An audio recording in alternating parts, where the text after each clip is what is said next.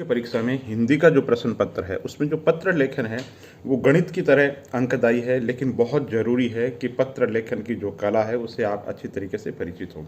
तो सबसे पहले दोस्तों आपके लिए ज़रूरी है पत्र लेखन कला के लिए सबसे पहले तो आप पत्र का भाव समझो कि भाई शिकायती पत्र है तो शिकायती पत्र चाहे किसी भी विषय पर लिखा जाए, चाहे किसी को भी संबोधित किया जाए, जैसे कि सैनिटरी कंडीशन अच्छी नहीं है, स्वच्छता को लेकर के लिखना, नगर पालिका की ईओ को लिखना, एग्जीक्यूटिव ऑफिसर अधिशासी अधिकारी को लिखना है, ठीक है।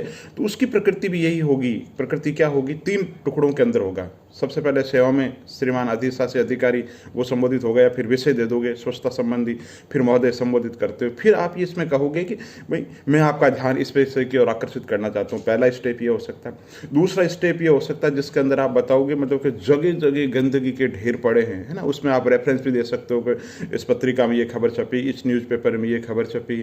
फिर ये भी कह सकते हो इस संबंध के अंदर पहले है ना इस पत्र क्रमांक के द्वारा सूचित किया जा चुका है, लेकिन अभी तक कोई कार्यवाही नहीं हुई है।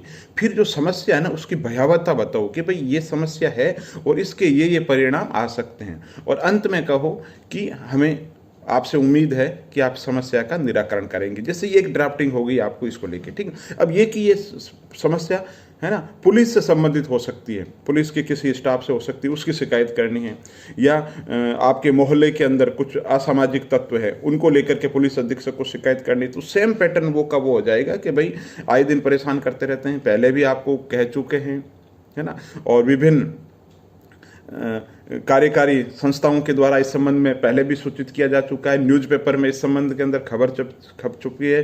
फिर उसके भयावहता और उसके परिणाम बताओ कि इसकी वजह से ये चीज़ें हो सकती है। अंत के अंदर आप कहो कि आपसे निवेदन है। तो कहने का मतलब है भाई शिकायती पत्र किसी तरीके का हो, आप 8-10 तरीके के अभ्यास करके रखो ताकि एग्जाम के अंदर फ्रेमिंग के अंदर आपको सोचने का समय मिलेगा नहीं, तो आप जल्दी से बिल्कुल जो पत्र लेखन है वो कर सकोगे।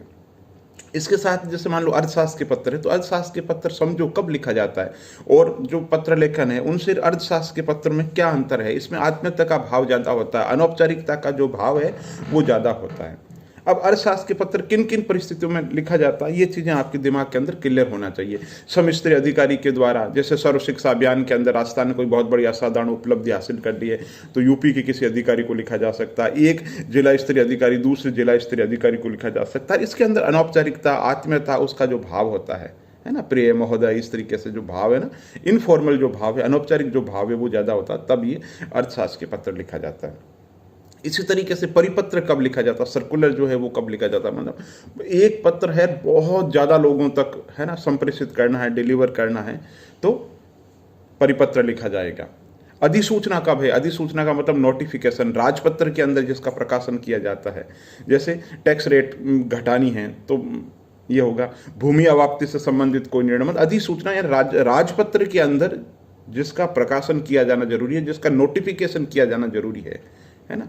तो बड़े स्तर के जो कार्य हैं, बड़े स्तर के जो डिसीजन है, निर्णय हैं, बिल्कुल उसको लेकर के अधिसूचना जो है वो प्रकाशित की जाती है। कार्यालय आदेश क्या होता है? कार्यालय आदेश एक कार्यालय के द्वारा है ना नियुक्ति संबंधी, किसी का स्थानांतरण संबंधी, तो वो कार्यालय आदेश हो जाता है।